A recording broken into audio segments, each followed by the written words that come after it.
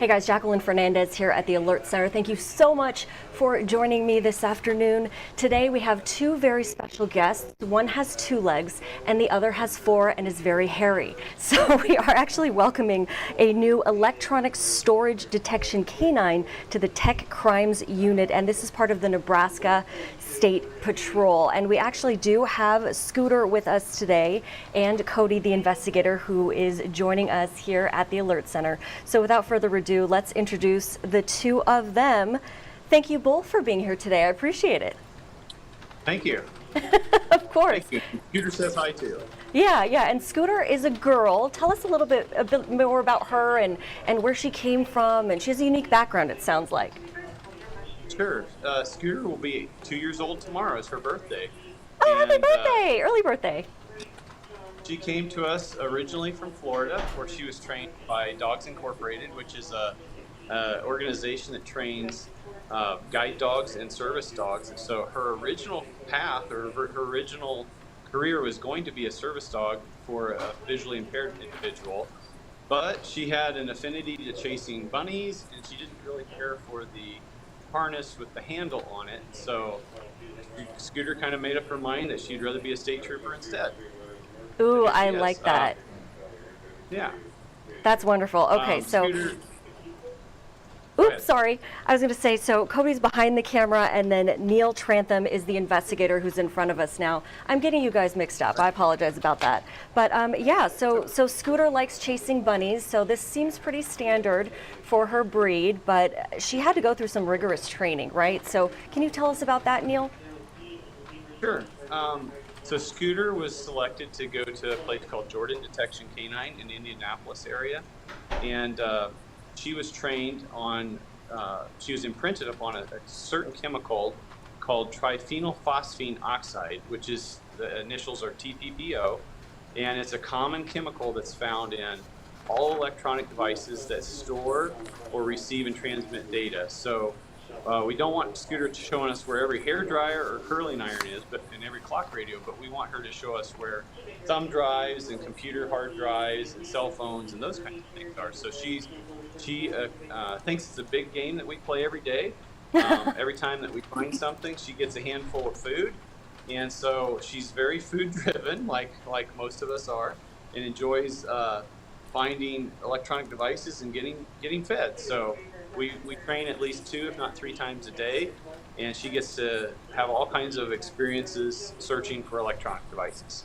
That is so cool. And then you did give us this one photograph that I'm going to head to right now. And so is this Scooter on the job here?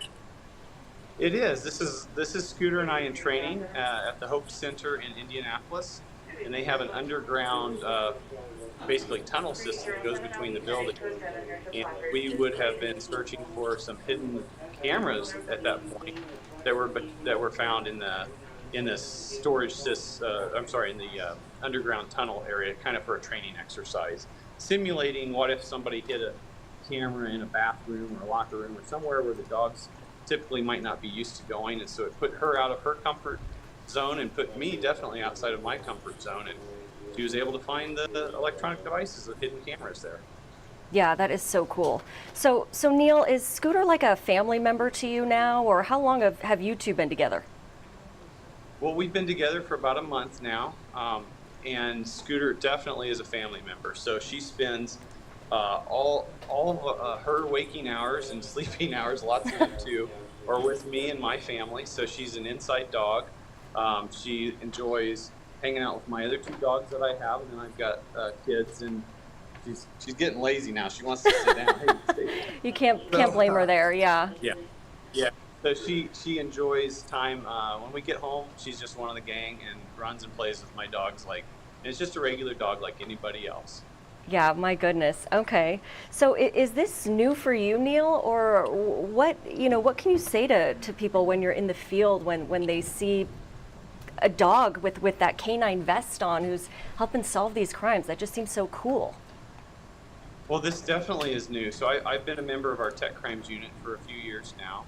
And, we go on search warrants and other searches where we're looking for electronic devices, especially in child exploitation cases. And so as you can imagine, when we show up in the middle of the night or in the early morning hours to confront these individuals who do these horrible things, oftentimes there's children that are in those houses. And so Scooter not only will hopefully help us find the electronic devices, but she'll be there for the comfort of families. Even though the suspect may live in that home, there's also innocent persons that are there, maybe potentially even victims of these crimes. So she'll be able to comfort them, and then even potentially go with them on the following days to forensic interviews for them to talk about what has happened or what their experiences have been as well. So it is different for people to see a police dog deploy at a home, and they see us show up and they think, oh, we're just looking for drugs or for something else. And this is kind of new for a lot of us. It's new for the public. It's definitely new for me too, and it's just been a great experience and a privilege to be able to be her canine handler. Gosh, that sounds so great. Well, she is such a cutie. Thank you so much, Neil, for your time. We really appreciate it. And you too, Scooter. It looks like you're ready for a nap. She loves her naps. She's a good. That's awesome. Thanks so much. Appreciate it. And of course, Cody behind the camera. All right, guys, we'll see you later. Thank you. Thank you. All right, everyone, if you are just joining us, we did say goodbye to Canine Scooter with the NSP Electronic Storage Detection Tech Crimes Unit. So she has quite a title there, sniffing out just different, electronics in different scenarios. We did show you one photograph where she was hard at work doing just that. I am going to switch gears now on you a little bit and discuss the weather here. What does it look like outside? Let's take a look at this live shot from Northeast First National Camera, shall we? Here's a look at the American flag blowing in the wind. Today, expect sunny and warmer temperatures out there, a high of 89 degrees. This is according to Chief Meteorologist Rusty Lord. A bit windy out there, not too bad though. That American flag again, just kind of blowing in the breeze there. Now let's take a live look from our Southwest First National camera for you. Tonight, partly cloudy, a low of 63, and a beautiful shot here as we're looking back into the Blackstone area. Another flag shot for you if you look closely in the middle of the screen there. And as we head into Wednesday, we can expect partly cloudy conditions, a 30% chance of spotty storms from 10 in the morning to about 3 in the evening, dropping in from the north is what Rusty's anticipating. Very low severe threat to the north, a high of 93. And then Thursday, why not? Let's head out to 144th and Dodge for you. Take a look at the traffic here as well. Things seemingly flowing smoothly out there. Thursday, partly cloudy and breezy, a 20% chance of spotty evening storms, a high of 93. So it still is pretty toasty out there if you ask me, but of course you can always head to our website for all the latest and greatest weather-wise. We do have that available for you to check out. That is firstalert6.com, so let's head over there right now.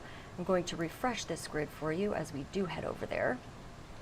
Meanwhile, we do have this breaking news banner right here. I will leave that to your discretion. But here's that First Alert 6 weather banner that I was talking about, and you can take a look at Rusty's forecast in depth if you'd like. We've got the hourly, the 3-day, etc.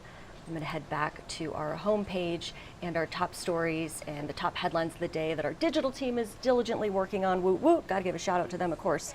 And of course, stay tuned for all the latest and greatest we'll have on our 3 p.m. broadcast with our Dave Zavolinsky. Until then, just want to say thanks again so much for joining us at the Alert Center. We'll see you soon.